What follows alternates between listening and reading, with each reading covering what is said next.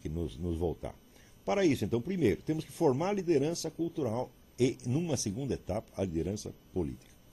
A função da liderança cultural é, sobretudo, desmantelar a autoridade cultural da esquerda. Desmantelar quer dizer desmoralizá-la completamente, mais ou menos como eu fiz no Imbecil Coletivo, no livro Imbecil Coletivo, que eu espero que alguns de vocês tenham lido.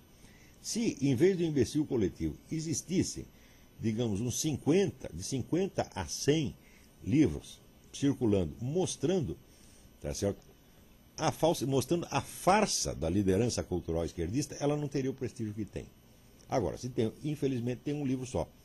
O livro foi muito bem sucedido e alcançou seus objetivos. O único defeito dele é ser um livro só. E que tem um autor só. Tinha que ter 50 ou 60 pessoas fazendo isso. Se tivéssemos isso, então a liderança intelectual esquerdista não teria o prestígio, o poder que tem, automaticamente as chances de ação política da esquerda seriam muito menores do que são atualmente. Mas após a formação da liderança cultural, temos que formar.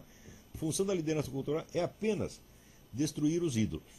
Os ídolos, quer dizer, não só as ideias erradas, mas também, sobretudo, as autoridades morais erradas, as falsas respeitabilidades. Tá certo?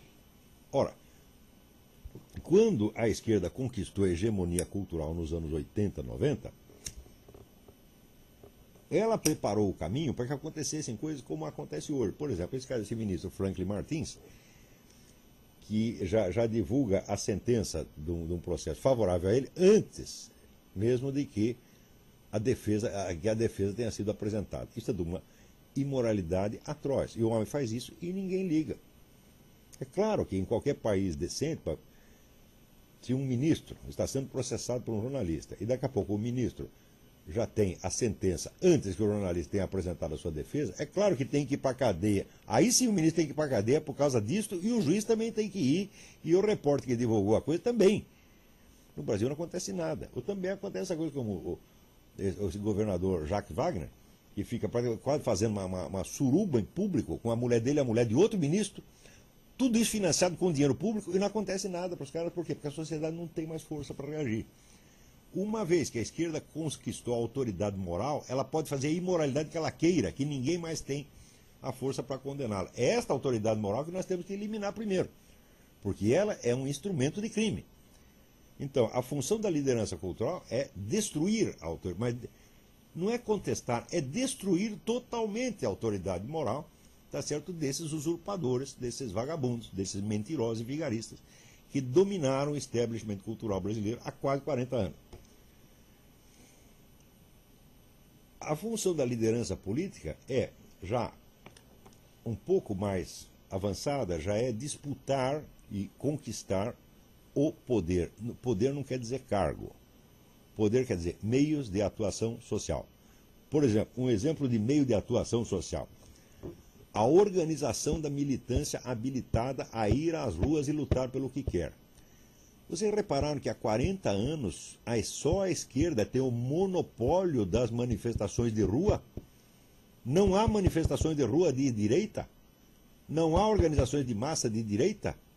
E é isso que eles chamam de democracia. Democracia significa a hegemonia total, onde só eles podem falar. Agora, a culpa é deles? Não, a culpa é da direita, porque a direita só se ocupava de ganhar a eleição e nunca pensou em organizar militância para ações de protesto, para ações de rua, etc, etc. Então, se você tem uma organização de massas, vamos dizer, apoiando você, você tem mais do que quem tem um cargo público. Porque o cargo público, ele só existe na medida onde há um poder, vamos dizer, organizado que o sustenta. Agora, se você tem uma militância, digamos, de 5 milhões de pessoas, você já tem o poder organizado, mesmo não tendo o cargo. Tá certo? Então, aquele que tem a militância por trás de si, este dita as normas a quem está nos cargos. Tá certo? Então, esse pessoal de direita liberal brasileiro tem que parar com essa mania de acreditar em cargo. Tá certo? Nós temos que ter poder efetivo, poder de ação, com ou sem nome. Se você pegar, por exemplo, que cargo público tem o João Pedro Stedley? Nenhum. O João Pedro Stedley tem mais poder do que qualquer ministro. Porque ele consegue mobilizar a sua massa, a massa dos seus militantes. Então é isso que nós temos que fazer antes de pensar em eleger um vereador, gente. Tem que parar com essa palhaçada eleitoral. Quer dizer, cargo não é poder, nós temos que lutar pelo poder, não pelo cargo, meu Deus do céu. Quando é que vão aprender isso? Eu estou dizendo isso há 15 anos, parece que está difícil de... Esse pessoal da PFL, não entra na cabeça deles isso. Só pensa em eleição e cargo. Né? Por quê? Porque, no fundo, não querem poder, eles querem só um dinheirinho. É só um dinheirinho e uma aposentadoria. Mas se a pessoa é assim, ora, faz um concurso para o Banco do Brasil e vai ser funcionário público. Não entra na política, porque política é poder e é a responsabilidade imensa da conquista do poder. Então, repetindo, primeiro, formação da liderança cultural imediata, mas imediatamente. Tá certo? Agora, para a formação da liderança cultural, nós precisamos mobilizar recursos. Isso aí, vamos dizer, formar uma elite custa algum tempo e custa algum dinheiro. Agora, como podemos formar isso se todo empresariado, se toda a classe dominante, que está sendo a chamada classe dita dominante, classe rica, ter dinheiro não significa ter poder. Tá certo? Ao contrário, quer dizer, muitas vezes a classe rica é como se o porquinho que está sendo engordado para ser morto e comido no fim do ano. Tá, né? Então, se a classe rica insiste em só ajudar as organizações de esquerda. Tem gente a esta altura, vamos dizer que... Eu vejo, uns anos atrás, por exemplo, o Banco Itaú criou uma fundação cultural. Para quem deu a presidente da fundação cultural? Frei Beto. Assim não é possível. Quer dizer, você vê o prestígio, a usurpação de prestígio da intelectualidade esquerdista chegou a tal ponto que a classe rica, a classe privilegiada, paparica e lisonjeia e bajula, tá certo? Esses falsos líderes intelectuais da esquerda, que são verdadeiramente são charlatães em toda a linha. Então no Brasil se criou uma situação horrorosa na qual as pessoas não têm respeito pelo conhecimento, não têm respeito pela cultura, mas têm um respeito imenso pelo pseudo-intelectual. Tá certo? É uma coisa medonha. Então isso tem que acabar. Então, formar a liderança cultural. Segundo, formar a liderança política não para concorrer a cargos, mas para criar organizações de massa. Ou seja, criar a liderança cultural para que ela crie a liderança política para que ela crie a militância, e a militância para que crie as condições de uma conquista do poder e de, vamos dizer, uma marginalização de todo o movimento revolucionário. Eu não digo que nada disso vai ser feito, mas é o que tem de ser feito. Também não digo que isso seja tudo, mas sem estas 4 condições que eu falei, liderança cultural, liderança política, militância e ocupação de espaços, nada se fará. Então, quem está descontente com a situação atual, por favor, medite nas minhas palavras. Pense se você quer apenas disputar um espacinho com a esquerda, deixando para ela, vamos dizer, a maior parte. Pense se você ainda vai de novo cair neste engodo de que devemos nos opor somente à esquerda violenta, mas disputar, vamos dizer, democraticamente com a esquerda pacífica, quando a esquerda pacífica não quer disputa democrática coisa nenhuma, ela quer a democracia, vamos dizer, a democracia de esquerda, que é a democracia entre a esquerda radical e a esquerda moderada e com a exclusão de todos os outros. Pense o que vocês querem, tá certo? Se eu tivesse, vamos dizer, algum poder de influenciar no curso das coisas, eu diria isso. Ou nos opomos à totalidade do movimento revolucionário, desde as suas fontes culturais, morais, etc., ou então deixamos que eles dominem tudo. A escolha é de vocês. Muito obrigado e até um próximo encontro.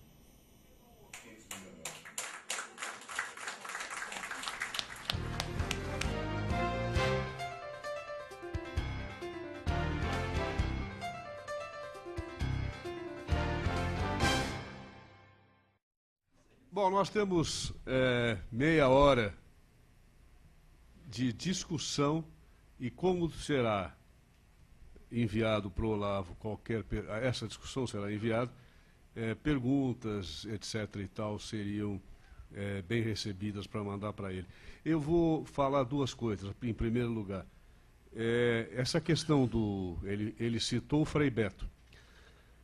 Uma das únicas organizações... Hoje, eu não sei quem foi que falou nos Institutos Liberais. Convocou ele lá no Porto Alegre. Frei Beto. Os Institutos Liberais acabaram no Brasil. O daqui do Rio de Janeiro sumiu.